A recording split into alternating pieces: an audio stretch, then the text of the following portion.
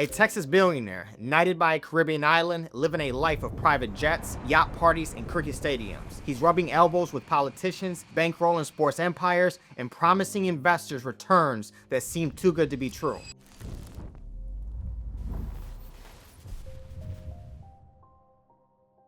Welcome to Mind Your Profit, where we unravel real-life stories of riches to rags, diving deep into the bad decisions, mindset traps, and financial flops that brought it all crashing down. Today, we're cracking open the case of Robert Allen Stanford, known as Sir Allen, the man behind an $8 billion Ponzi scheme that duped thousands and left a trail of shattered dreams. How did he pull it off? Where did it all go wrong? And what can you learn to protect your own money? Buckle up, because this story is a wild ride, and we're leaving no stone unturned. Meet Robert Allen Stanford, born March 24, 1950 in Mejia, Texas, a fifth-generation Texan with a knack for charm and ambition. Picture a guy who walks into a room and owns it. Tall, confident, with a voice that screams, "Trust me." Stanford wasn't born with a silver spoon, but he had big dreams. His family ran a modest insurance business, and young Allen cut his teeth learning the art of the deal. By his 20s, he was flipping real estate inside Houston, turning distressed properties into profit. The guy had a nose for money, or so it seemed. In the 1980s, Stanford saw a golden opportunity. He moved to Montserrat,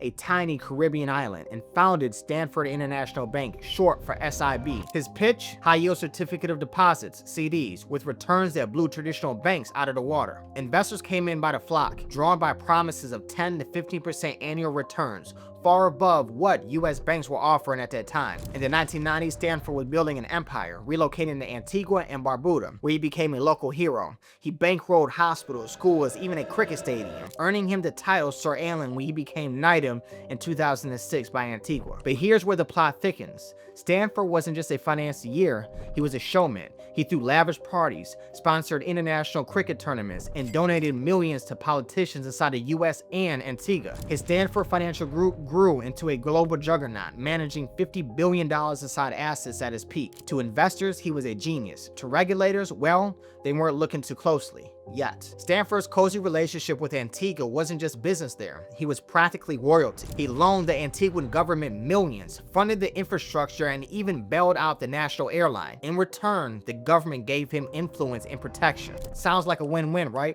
But here's the kicker. This gave Stanford near untouchable status, letting his bank operate with minimal oversight. It's like giving a fox keys to the henhouse. Stanford's story whispers something you've probably felt before. All that glitter isn't gold. His yachts, parties, and knighthood dazzled investors who assumed his flash meant he was legit. They handed over millions without asking what was behind the curtain. It's like buying a shiny car because it looks fast, only to find out the engine's missing. Now, Stanford's empire was soaring, but something wasn't adding up. His CDs were delivering returns that defied market logic. Investors were cashing checks, but where was the money really coming from? Was Sir Allen a financial wizard, or was he hiding a dark secret? By the early 2000s, Stanford's empire was a glittering facade. His Stanford Financial Group had offices in Miami, Houston, and London with thousands of clients, doctors, retirees, even small-town churches pouring billions into his CDs.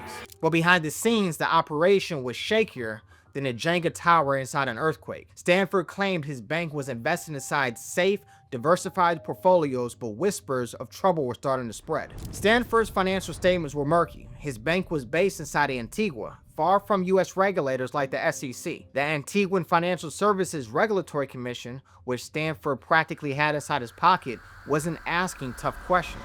Investors saw glossy brochures, but no one could verify the bank's actual holdings. And then there were the yields. How could he offer 12% returns when U.S. banks were stuck at 3 to 4%? It was like promising to turn water into wine. Meet Alex Delmati, a financial analyst hired by a friend to review Stanford's CDs inside 2008. Delmati wasn't an insider, just a curious number cruncher. He dug into SIB's financial reports and smelled a rat. The returns didn't match market performance, and the bank's investments were vague. Real estate, private equity, but no specifics. Delmati published a blog post titled DuckTales, comparing Stanford's CDs to a scam as obvious as a quacking duck. His warning went viral among investors, but would it be enough to stop the juggernaut? Now, Alex is showing us something we've all felt before, and that's our gut. See, sometimes our gut spots trouble before our brain even registers it. He looked at Stanford's numbers and felt something was wrong, like when you're about to sign a sneaky lease or buy a deal that feels too perfect. You see, Stanford's investors ignored that feeling. They're chasing big returns, but Alex listened, and it led him to the truth. Next time you get that uneasy vibe, just lean into it. Ask questions, poke around, or just say no. Alex's blog was ringing bells, but Stanford was still living large. Jets, yachts, and a $10 million mansion. Then, in 2009, another name entered the chat, Bernie Madoff. His Ponzi scheme had just imploded and the SEC was on high alert. Would Stanford's empire be next, or could Sir Allen charm his way out of trouble? The clock was ticking and the walls were closing in. February 17, 2009, the SEC drops a bombshell. Allen Stanford is charged with orchestrating a massive Ponzi scheme worth $8 billion. The allegations: his CDs weren't backed by real investments. Instead, new investors' money was used to pay returns to earlier ones. Classic Ponzi's playbook. The SEC had been sniffing around since 2006, but Stanford's influence and offshore setup kept them at bay. Now, with Madoff's collapse making headlines, regulators weren't playing nice anymore. The evidence they had against him was steep. Stanford's bank claimed $8 billion in assets, but audits revealed much of it was tied up in illiquid real estate or fictitious investments. His portfolio was a house of cards, propped up by investor cash and lies. Worse, Stanford had siphoned off $1.6 billion for personal use, yachts, private jets, and his cricket obsession. Investors, including 28,000 clients across 100 countries, were left holding worthless CDs. Stanford didn't just target wealthy investors, he leveraged his ties to Christian communities.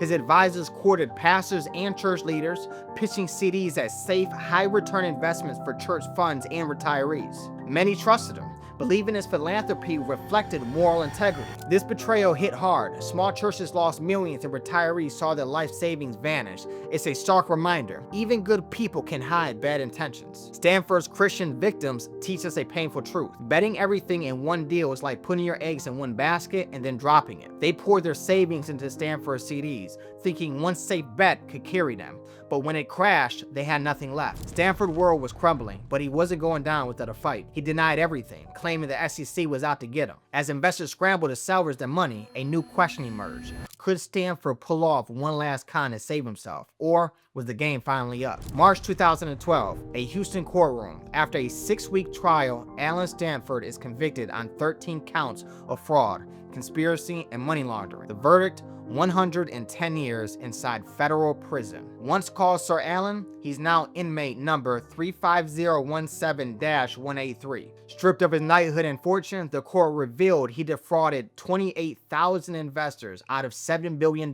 with $1 billion still unaccounted for. His lavish lifestyle funded by the dreams of retirees, families, and churches. Victims were devastated. A 2019 CNBC report noted that many, including elderly investors, recovered only pennies on a dollar. The Antiguan government, once Stanford's ally, faced backlash for enabling. His cricket stadium sat abandoned, a symbol for all his deceit. A 2016 BBC interview, Stanford vowed to clear his name, refusing to apologize, but the evidence that they had on him was ironclad and his empire was dust. James Davis, Stanford's CFO and college buddy. Davis was the man behind the curtain, cooking the books to keep the Ponzi scheme alive. But when the feds closed in, he flipped, testifying against Stanford to save himself. Davis got 5 years in prison, a slap on the wrist if you compare that to Stanford's century-plus prison sentence. Loyalty? Not in this game. It's a reminder that even the inner circle can crack under pressure. Stanford's story ends inside a cell, but the ripples of his fraud are still felt today. Thousands lost their life savings, and trust inside the financial system took a hit. But here's the final twist. Could you be vulnerable to a modern-day Stanford? Are there scams hiding inside plain sight, waiting for you to take the bait? Stanford's investors fell for a dream, easy riches without effort. And that's a mindset trap. Focus on understanding, not chasing quick wins. Train your mind to prioritize long-term stability over short-term plays. Knowledge is your shield against scams. His scam only thrived because no one guarded the gate. Investors trusted his word without digging. Regulators slept on the job. It's like leaving your door wide open. You've got to be your own gatekeeper. Allen Stanford's story is a roller coaster of ambition, deception, and collapse. He went from a billionaire named Sir to a prison cell, leaving 28,000 victims beside his wake. But this isn't just a story, it's a warning for all of us. At Mind Your Profit, we don't just tell tales of financial downfalls. we give you the tools to write your own success story. So what's your next move? Drop your thoughts inside the comments. What's one lesson from Stanford's crash that's sticking with you? Keep your eyes on your money and your mind on your profit, and I'm going to see you in the next one.